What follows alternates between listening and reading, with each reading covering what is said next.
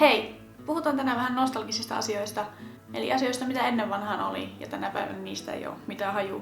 Eli suomeksi sanottuna tämä video on Jonnet ei muista. Ja ennen kun alatte pistämään vihakommentteja tuonne, että matit Miisaa, koska Miisa teki just Jonnet ei muista kakkosen ja joku teki just Jonnet ei muista videon ja blah.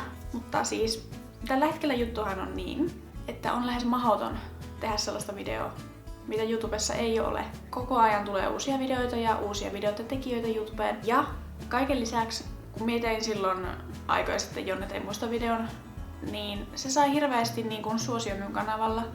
Ja se herätti tosi paljon keskustelua kommenteissa. Ja minä tykkään tehdä semmosia videoita, mikä saa teidät keskustelemaan videon aiheesta ja herättää teissä tunteita.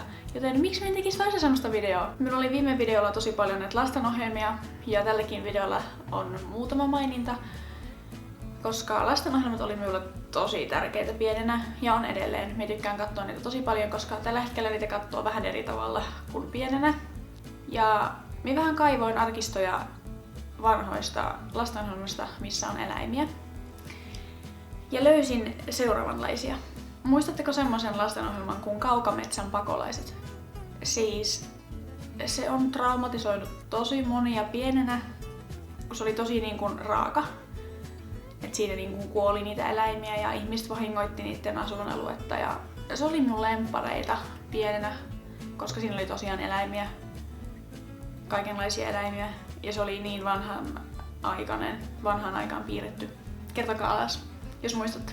Sitten seuraava ohjelma on Nooan saari. Nimensä mukaan siinä oli Nooa ja eläimet. Siinä tunnarissa tapahtui jotain sellaista, että siinä tulee joku edes maanjäristys, että siitä murtuu siitä saaresta joku osa pois. Ja se on semmoinen tosi synkkä ja kivinen ja kaikki se saari. Ja sitten se muuttuu yhtäkkiä semmoiseksi reheväksi ja värikkääksi siinä alussa.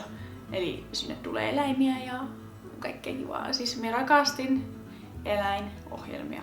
Pakko mainita vielä nämä kaikki legendaarisimmat Peukaloisen retket ja Taotao.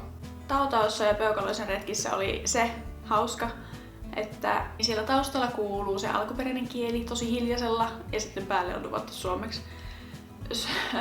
Se on niin hauskan kuulosta, mutta siis parasta. Ne on siis niin hyviä. Ne on niin hyviä.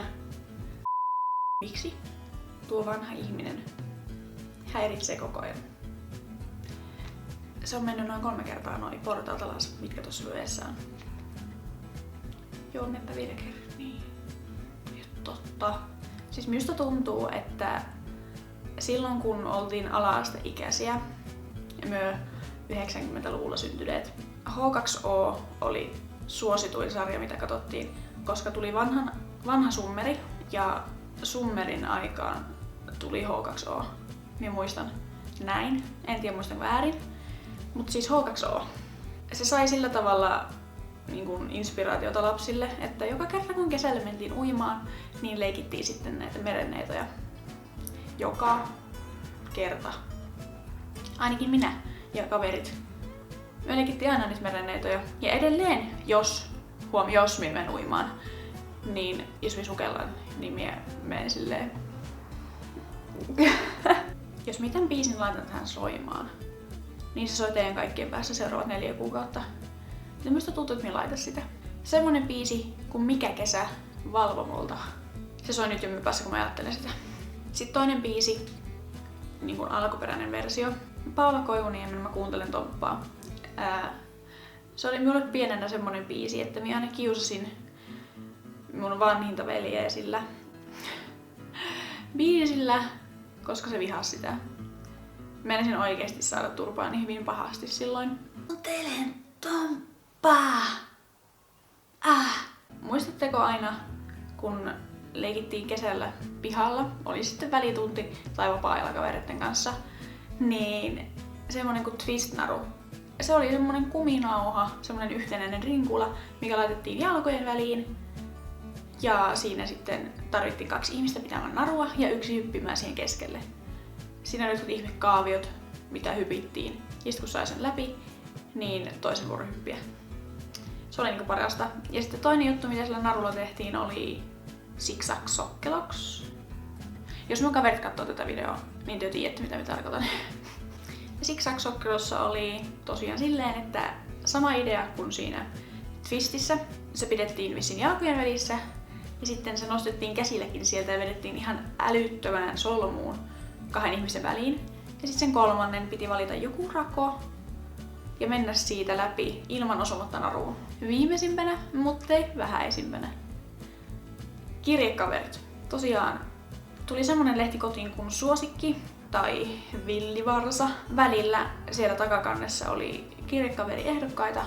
Siinä luki perustiedot, just että niin harrastukset ja kiinnostuksen kohteet ja ikä ja nimi ja mistä paikkakunnalta yms. Niin sen perusteella valittiin sieltä kuka on paras. Siinä luki yhteystiedot. Sitten lähetettiin kirje hänelle ja hän vastasi, jos vastasi. Ja sitten alettiin olla kirjekavereita. Minulla oli siis ihan sikana kirjekavereita, kun mä olin pieni. Ei sillä, että mä olin mitenkään feimi. Mä lähetin kaikille mahdolliselle, jotka minua vähänkään kiinnosti, niin kirjeen. Mä tykkäsin kirjoittaa pienenä, niin kuin ylipäätään, mutta se oli parasta. Oliks teillä kirjekavereita? Semmonen video tällä kertaa. Mä toivon, että tää saa aikaan sellaista samanlaista keskustelua kuin sinne viime videossa, koska siis teidän kommentit on parhaita ja teidän kanssa on ihana keskustelu tuolla kommenteissa. Ei mulla muuta tänään. Toivottavasti tykkäsitte videosta ja kiitos kun katsoitte ja muistakaa kommentoida. Nähdään ensi videossa. Moi moi!